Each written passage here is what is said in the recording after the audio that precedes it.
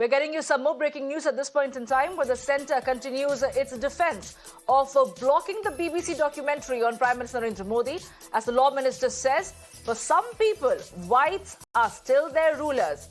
They will abide by what white people will say, but not the Supreme Court. Well, that is the big breaking news that we're getting you at this point in time. A statement made by the Law Minister as the centre continues its defence of blocking the BBC documentary on Prime Minister Narendra Modi. Law Minister says, and I quote, "For some people, whites are still their rulers. They will abide by what white people have to say, but not the Supreme Court," unquote.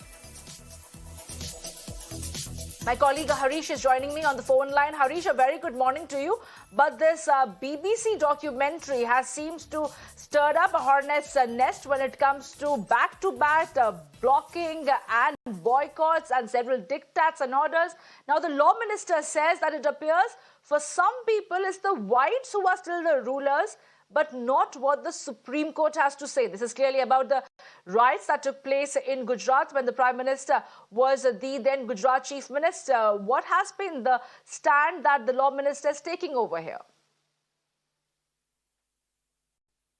In fact, it means that Kiren Rijiju, the Law Minister, has taken a very serious view of the fact that despite the ban on the documentary, several opposition leaders and activists, social activists, are trying to, in fact, post clips of it in the social media, like the Facebook and Twitter and Instagram, and trying to promote this documentary despite a clear ban. And even earlier, he had tweeted, as you rightly said, that for some people, in fact, the BBC is above the Supreme Court. In fact, he was referring to the Supreme Court judgment while dismissing the petition seeking reopening of cases against the Prime Minister and bureaucrats and several politicians. The Supreme Court has said that the petition was nothing but an attempt to keep the pot boiling, and there was no evidence that the Prime Minister Narendra Modi, as the then Chief Minister, had played any role in fact fanning the riots or there is any deliberate inaction on his part. Remember, the Supreme Court had even given authorities the liberty to proceed against those involved in accordance with law, and after which activists like Teesta Setalwad was arrested and put in jail, and she had got bail only after a month. So this is what Rijiju is referring, that despite the lower court, the high court, and the Supreme Court giving a clean chit to the Prime Minister Modi in these riots, a documentary has been made by BBC with several false facts.